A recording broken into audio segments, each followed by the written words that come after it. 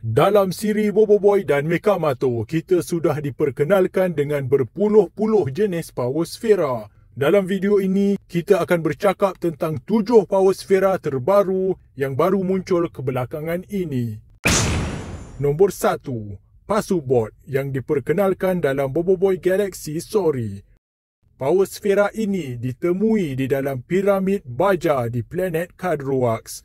Pasubot boleh mempercepatkan tumbesaran apa-apa sahaja jenis tumbuhan dan digunakan oleh Boboiboy untuk penghasilan buah okuat bagi mencapai tahap ketiga kuasanya.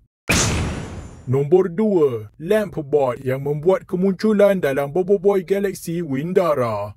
Power sfera ini digunakan oleh Reramos untuk mengawal makhluk-makhluk alien serangga di planet itu. Minda-minda rakan-rakan serangga yang baik pun akan akur terhadap arahan si penjahat yang memegang Lampbot. Nombor 3. Cocoon Bot yang juga diperkenalkan dalam Boboiboy Galaxy Windara dan sama juga digunakan oleh Reramos sebagai power sfera keduanya. Penjahat tersebut menggunakan Cocoon Bot untuk menukarkan dirinya menjadi raksasa labah-labah besar yang kuat.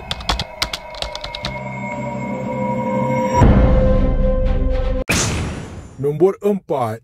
Codebot yang muncul buat pertama kali dalam Boboiboy Galaxy Gentar. Pada asalnya, fungsi power sfera ini adalah untuk memprogramkan robot-robot yang dihasilkan di kilang Newbot. Akan tetapi, pusuan cas elektrik hasil kerja sabotaj Adudu menyebabkan Codebot rosak dan bertukar menjadi robot raksasa yang boleh bercantum dengan robot-robot lain untuk menguatkan dirinya. Nombor 5. Keybot yang diperkenalkan dalam Boboiboy Galaxy Baraju.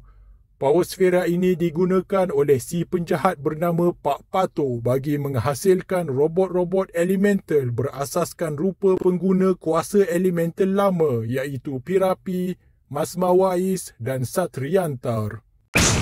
Nombor 6. Mami Balot yang muncul dalam siri Mekamato musim 3.